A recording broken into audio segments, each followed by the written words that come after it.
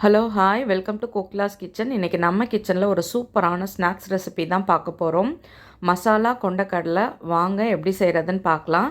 இப்போது நான் வெள்ளை கொண்டக்கடலை எடுத்து ஓவர் நைட் ஊற வச்சு எடுத்துக்கிட்டேன். ஒரு கப் அளவு எடுத்து ஊற வச்சு வச்சுருக்கேன். இப்போ இதை வச்சு தான் நம்ம இந்த ஸ்நாக்ஸ் செய்ய போகிறோம். நல்லா கிறிஸ்பாக சூப்பராக இருக்கும். வாங்க எப்படி பண்ணுறதுன்னு பார்க்கலாம். இப்போது ஊற வச்ச கொண்டக்கடலையில் இருக்கிற தண்ணியை நல்லா வடித்து எடுத்துக்கலாம். ஆல்ரெடி நம்ம ஊற வச்சுருக்க தண்ணியை வாஷ் பண்ணிட்டு தான் வச்சுருப்போம். ஸோ இப்போ இந்த தண்ணி எல்லாத்தையுமே நம்ம நல்லா வடித்து எடுத்துக்கலாம். வடித்து எடுத்து ஒரு பாத்திரத்தில் சேர்த்துக்கலாம். சேர்த்துட்டு பாருங்கள், நம்ம இதில் கொஞ்சமாக 1 ஸ்பூன் அளவு இஞ்சி பூண்டு பேஸ்ட்டு சேர்த்துக்கிட்டேன். அடுத்து நம்ம காரத்துக்கு தகுந்த அளவு தனி மிளகாத்தூள் சேர்த்துக்கலாம். 1 டேபிள் ஸ்பூன் அளவு மல்லித்தூள், அப்புறம் கரம் மசாலா தூள் உங்களுக்கு எவ்வளோ தேவையோ அதுக்கு தகுந்த அளவு சேர்த்துக்க வேண்டியதான். அடுத்து மஞ்சத்தூள் சேர்த்துட்டு கரம் மசாலாவை சேர்த்துக்கோங்க. சேர்த்ததுக்கப்புறம் இப்போ நம்ம 1 டேபிள் ஸ்பூன் அளவு அரிசி மாவு, கார்ன்ஃப்ளவர் ரெண்டுத்தையும் இதில் சேர்த்துக்கலாம். சேர்த்துட்டு இப்போ இதில் ஒரு அரை மூடி லெமன் புழிஞ்சு விட்டுக்கலாம். அப்புறம் தேவையான அளவு உப்பு, அதில் இருக்கிற விதையை எடுத்துட்டு அதுக்கப்புறம் புழிஞ்சு விட்டுக்கோங்க.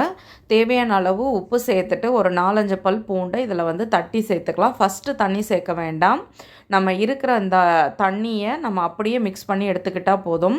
அந்த கொண்டக்கடலையில் ஊற வச்சதோட மேலே இருக்கும் இல்லையா, அந்த தண்ணி போதும். அதுக்கப்புறம் நம்ம நிறைய சேர்த்துடக்கூடாது. சும்மா கொஞ்சமாக ஒரு ட்ராப் அந்த மாதிரி விட்டு தான் அதை நம்ம பிசைஞ்சு எடுத்துக்கணும். அப்போ தான் அந்த கொண்டக்கடலையில் மசாலா ஒட்டிக்கும். இல்லைனா உங்களுக்கு பொரிக்கும் பொழுது சரியாக வராது, கிறிஸ்பாக இருக்காது. இப்போ நான் தட்டை பொரிச்சிட்டு அடுத்து இந்த ஸ்நாக்ஸ் தான் செஞ்சேன். ஸோ என்னடா கலர் இப்படி இருக்குதுன்னு நினைக்க வேண்டாம். இப்போ பாருங்கள், எண்ணெய் நம்ம தேவையான அளவு ஊற்றிட்டு நல்லா சூடாகட்டும். சூடானதுக்கப்புறம் இப்போது நம்ம பிசைஞ்சு வச்சுருக்க இந்த கொண்டக்கடலையை ஒன்று ஒன்றா தான் போடணும். அப்படியே கொத்து கொத்தாக எடுத்து போட்டோம்னா அது சரியாக உங்களுக்கு கிறிஸ்பாக பொரியாது. இப்போது நம்ம அப்படியே கொஞ்சம் கொஞ்சமாக உதுத்து விட்டோம்னா அதுவே அழகாக வந்துடும். இப்போ பாருங்கள், எல்லாத்தையும் அதில் போட்டாச்சு. நான் ஒரு 2 பேட்ச் 3 பேட்சாக பொரிச்சு எடுத்துக்கிட்டேன். இப்போ இதை பொறுமையாக நம்ம மீடியம் ஃப்ளேம்லேயே வச்சு தான் இதை பொரிக்கணும். பொரிச்சு வச்சா எப்படி காலியாகுதுன்னு கூட தெரியாது, அந்தளவுக்கு ரொம்ப டேஸ்ட்டாக இருக்கும். செஞ்சுட்டு மேக்ஸிமம் உடனே காலி பண்ணிவிடுங்க. இப்போ கடையிலலாம் செய்யும் பொழுது அவங்க ஹை ஃப்ளேமில் ரொம்ப இதுவாக செய்யும் பொழுது அவங்களுக்கு நிறைய நாள் அது தாங்கி இருக்கும். ஆனால் இது வீட்டில் செய்யும் பொழுது நம்ம செஞ்சுட்டு உடனே காலி பண்ணுறது தான் நல்லது. அதுக்கப்புறம் என்னங்க கிறிஸ்பாக இல்லையே அப்படின்னு சொல்லி என்னை கேட்கக்கூடாது. செஞ்சுட்டு உடனே ஈவினிங் டைமில் செஞ்சோமா, நம்ம குழந்தைங்களோட உட்காந்து சாப்பிட்டோமா, சூப்பராக இருக்கும் இது சாப்பிட்றதுக்கு. இப்போ பாருங்கள், நல்லா காரசாரமாக இருக்கும் இது சாப்பிடும் பொழுது, நல்லா கிறிஸ்பாக சூப்பராக. இப்போ ஃபஸ்ட்டு பேட்ச் முடிச்சாச்சு, அடுத்த பேட்சும் போட்டாச்சு. இதே மாதிரி எல்லாத்தையும் நம்ம பொறுமையாக சிம்மில் வச்சு இதை பொரிச்சு எடுத்துக்க வேண்டிதான்.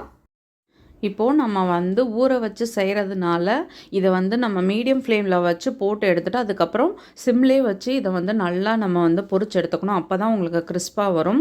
இல்லைனா நல்லா கிறிஸ்பான மாதிரி இருக்கும், கொஞ்சம் நேரத்தில் நமந்து போன மாதிரி போயிடும். ஸோ அது மட்டும் கவனமாக செஞ்சுக்கணும். அதுக்கப்புறம் ஒரு 2 கொத்து கருவேப்பிலையை எடுத்துகிட்டு அதே எண்ணெயில் நல்லா பொரிச்சு எடுத்துக்கலாம். பொரிச்சு எடுத்துகிட்டு அதை தனியாக வச்சுக்க வேண்டியதான். இப்போ கொஞ்சமாக உப்பு, தனி மிளகுத்தூள், சாட் மசாலா உங்களுக்கு அந்த ஃப்ளேவர் பிடிக்குன்னா சேர்த்துக்கோங்க, அப்படி இல்லைனா வேண்டாம். இதே அதுக்கு பதிலாக சீரகத்தூள் கூட சேர்த்துக்கலாம். சேர்த்துட்டு இது எல்லாத்தையும் நல்லா மிக்ஸ் பண்ணிவிட்டு இப்போ நம்ம பொரிச்சு எடுத்து வச்சுருக்கிற இந்த சென்னாவில் இந்த பவுடரை போட்டுட்டு நல்லா அதை குலுக்கி எடுத்துக்க வேண்டியதான். எடுத்துட்டு லாஸ்ட்டாக கருவேப்பிலையை போட்டு சர்வ் பண்ணோம்னா சூப்பரான நம்மளோட சென்னா மசாலா ரெடி ஆகிடும். இது நல்லா கிறிஸ்பாக இருக்கும், சூப்பராக இருக்கும் சாப்பிட்றதுக்கு. இப்போ பாருங்கள், நம்ம கருவேப்பிலையை சேர்த்துட்டு பிளேட்டில் மாற்றிக்கலாம். சுட சுட சூப்பராக நம்மளோட மசாலா கொண்டக்கடலை ரெடி ஆகிடுச்சு. நீங்களும் வீட்டில் ட்ரை பண்ணி பாருங்கள், கண்டிப்பாக உங்களுக்கு பிடிக்கும்.